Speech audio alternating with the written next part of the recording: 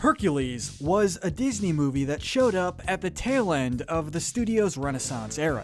A story about a hero that came right out of Greek mythology, which, let's be real, had some pretty twisted stuff to begin with. So sure enough, some pretty crazy theories would eventually come up. I'm Kyle with Wicked Binge, and these are crazy Hercules theories that change everything. What are those? Hercules got away with a bestiality joke. We're starting this list off with a bang. It's a known fact that Disney loves sneaking adult jokes into their movies. They are everywhere, and sometimes they're so subtle that you wouldn't notice unless your mind had a permanent residence in the gutter, like ours. It, seems to me that what you folks need is a hero. Do you guys remember when Hercules first met Meg while training with Phil? Now remember, kid, first analyze the situation. She was being harassed by the River Guardian when Hercules attempted to save his very first damsel in distress. Excuse me. When Meg meets up with Hades, he asks her why she couldn't get Nessus to help with his plan to get back into Mount Olympus. To which she replies, "Sorry, but he made me an offer I had to refuse." But he made me an offer I had to refuse. Now, if you're a fan of The Godfather, you'll know that one of the most famous quotes from the movie is, "An offer he couldn't refuse." And that offer was a horse head. This is where things start coming together with a well-placed dirty joke. If Meg's line really ties into the one from The Godfather, from a reference standpoint, it would mean that Nessus propositioned her for some, what's an advertiser-friendly way to say, mouth hug? Because he's a centaur, man from the torso up and a horse from the waist down, it would stand to reason that his privates were, horse-like. Hence the Godfather reference. What we're saying is, a River Guardian possibly asked Meg to, For some, this theory may be a stretch, but it was worth mentioning to laugh at. Aladdin is in Disney's Hercules. This is an interesting theory that you probably would never have noticed or put together if you haven't watched both the Aladdin and Hercules movies, as well as episode 44 of season 1 of the animated Hercules show. The one called Hercules and the Arabian Night. So allow us to put it all together for you. Do you guys remember the part in Hercules where he started to sing Go the Distance, the part where he was climbing a tree and looking up at the stars? Well, there was a shooting star that caught his eye that also caught ours. And that wasn't just because the star was purple, it was also because the star looked sort of familiar. Here's how. No one can forget when Aladdin took Jasmine on their very first carpet ride where they sang A Whole New World, which, side note, also has adult connotations to it. We could get out of the palace, see the world. But if you remember their little trip, you'll know that they flew over many different places, including Egypt and Greece. Their trip had to have been incredibly fast for them to see so much of the world in one night, as fast as a shooting star, some may say. So here's what the theory says. It suggests that the shooting star that Hercules saw that night was Jasmine and Aladdin speeding by on El's purple magic carpet. And here's why we think this is true. When the two heroes meet in the TV series, Hercules is still with Phil, while Jafar has already been defeated. If you play the two movies in tandem, the timelines should meet up. You are, to put it gently, dead. The film is Zeus propaganda. If you've seen the Hercules movie, you'll know that Zeus is an amazing father who gives his long-lost son the chance to regain his place with the other gods at Mount Olympus. If you can prove yourself a true hero on Earth, your godhood will be restored. This dad even provides his fallen son with advice, an old best friend, and even a trainer. But was Zeus really that benevolent? First, you must seek out Philoctetes, the trainer of heroes. This theory suggests that no, he was not. In actual Greek mythology, not only was Zeus a horrible husband, but he was also a rotten dad. Zeus cheated on Hera so many times that it was impossible to count how many bastard demigods he made. Going as far as to transform into other people's husbands, this man did everything he could to get laid. In fact, unlike in the movie, Hercules was born of one of Zeus's infidelities when he camouflaged himself as Amphitryon, in order to sleep with his wife, Alcmene. It was Zeus's actions which caused his jealous wife Hera to wreak havoc on Hercules' life. In actuality, Hades wasn't responsible for any of Hercules' struggles. For Disney to paint this shady god as a kind father and caring husband just screams as propaganda to us, sent down directly from Mount Olympus itself. Hercules and Hades aren't that different. In many movies, some of Disney's included, the hero and the villain really aren't that different. And for Hercules, this is exactly the case. His arch-nemesis, Hades, who also happens to be his uncle, was stuck in charge of the underworld when he didn't want to be. I regrettably have a full-time gig that you, by the way, so charitably bestowed on me.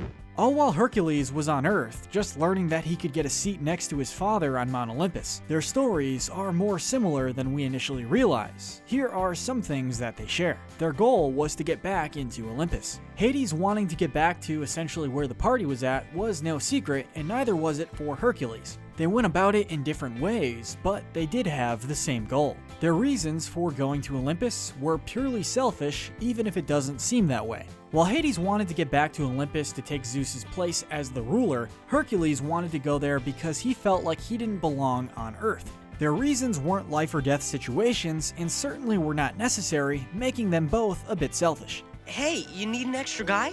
They both had people, or we should say creatures, that they relied on.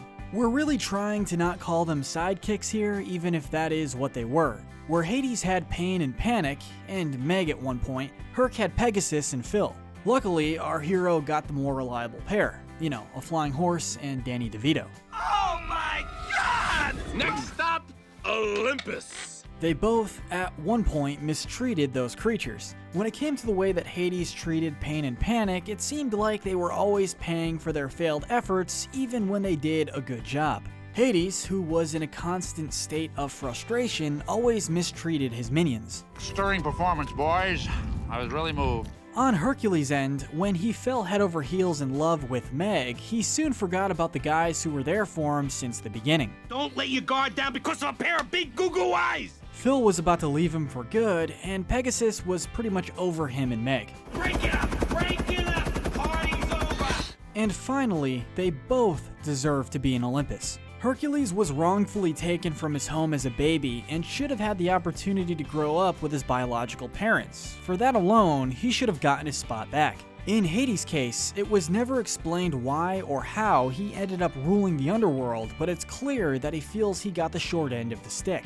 It seemed really unfair that he got to stay in such a morbid place while all the other gods were partying every other night on the glorious Mount Olympus. That particular job should have either been in rotation, or Hades should have been allowed to come over from time to time. I mean, he's James Woods. He's gonna say some wildly inappropriate stuff from time to time, but the guy is still super entertaining. Probably a great guest, in small doses. The Lion King takes place during Hercules. Fans of Hercules and The Lion King have been speculating for years that the movies, or at least parts of them, have taken place at the same time, and here's why. Nobody can forget how things came full circle when Scar was killed by the cub whose father he had murdered, and in the same way too. And if you remember Scar's appearance, you might notice that Hercules had a very familiar lion fur on his head when the people of Greece finally saw him as a hero. This stuff doesn't seem to be getting me anywhere. While Disney execs have never confirmed whether this is true or not, people seem to think Hercules is wearing a scar on his head while being painted on a vase. The fur has the same scar over the lion's right eye, has Scar's dark mane, and even his green eyes. Yikes. Hercules is cousins with Ariel. Many say that this theory is one that should be considered a fact, and we have the proof that might back it up. Greek mythology has played a major role in many movies for decades now, and the tales of Hercules and Ariel are no different.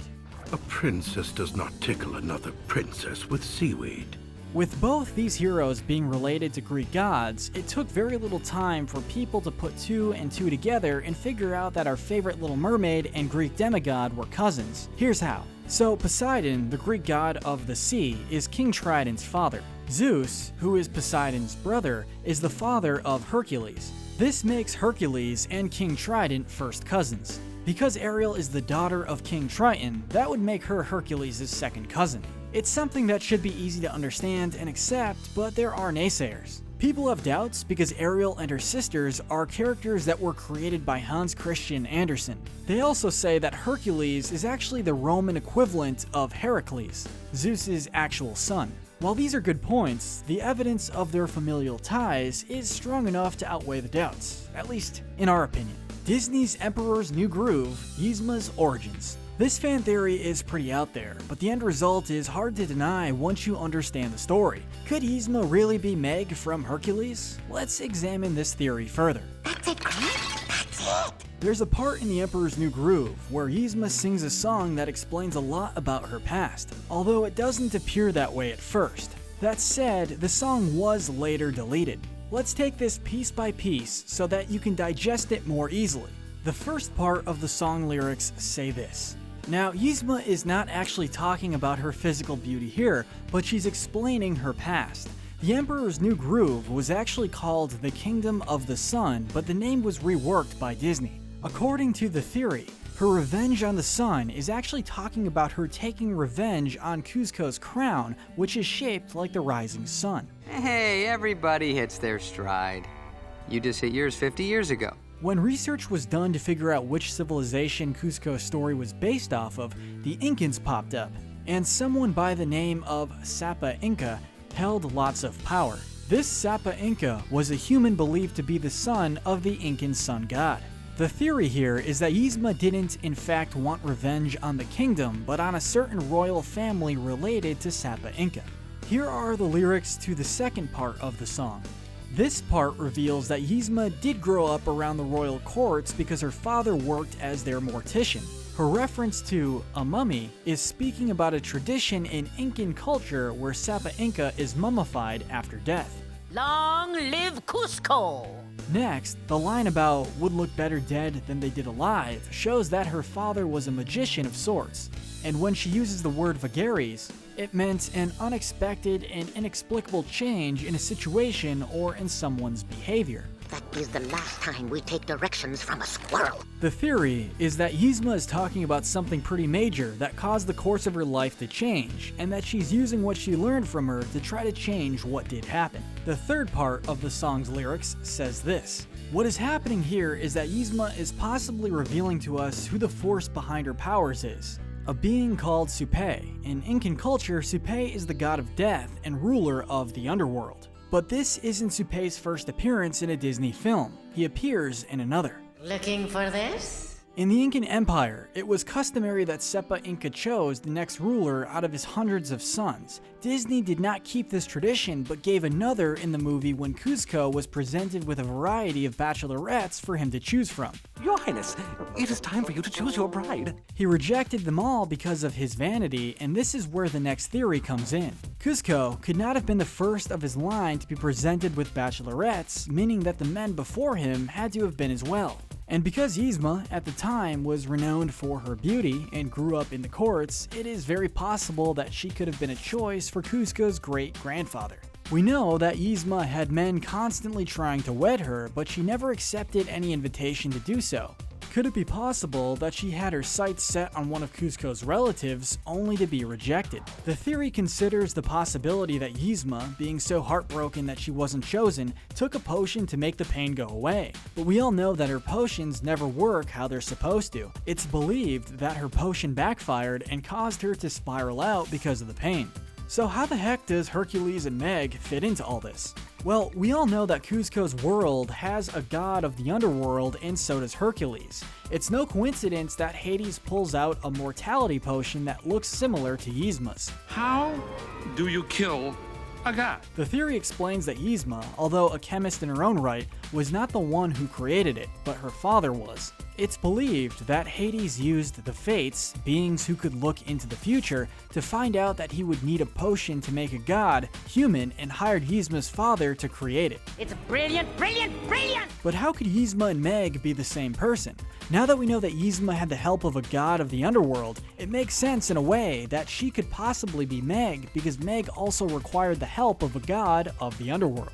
Yzma, losing Kuzco's relative to another woman, could be what turned Meg into a cynic. I'll be alright. I'm a big tough girl. Further evidence is provided when a young Yzma appears in an episode of The Emperor's New School in which the teenage Yzma looks very much like Meg. There's also the parts where Meg and Yzma seem to have a thing for the sons of gods, Meg with Hercules and Yzma with Sapa Inca. But what happened to make Yzma so bitter? By sunset tonight, Cuscoine will be no more! In the Tales of Hercules, Hera wasn't his mother, but was jealous because Zeus had cheated on her and had Hercules. In a fit of rage, she turned Hercules blind and had him slaughter his children and wife, Meg. Meg! No! It is believed that Hades actually saved Meg, but didn't spare her from the pain of having her children killed, thus turning her mad and creating the crazy Yzma. This was all super confusing, so here's a quick rundown of the entire theory in case you still don't understand it. Yzma, as a young girl, loved Kuzco's descendants, but was rejected. The heartbreak led her to create a potion to take the pain away, but it backfired. Wanting to get away from it all, she worshipped Hades and asked for help. Hades, already having an existing relationship with Yzma's father because of the mortality potion, enlists her and gives her life and grace. Yzma, now under the name Meg, meets and falls in love with Hercules, and they have a family. Hera, wanting revenge, slaughters Meg's, or Yzma's, family. Meg is saved, but she's pushed over the edge. She returns to the Incan Empire and becomes Yzma again, where she lives out the rest of her days. But, I don't know. Does it seem legit to you guys? Let us know in the comments section below. Or let us know if you have any of your own theories about Hercules. Don't forget to like this video, subscribe, and hit that notification bell. But most importantly, stay wicked.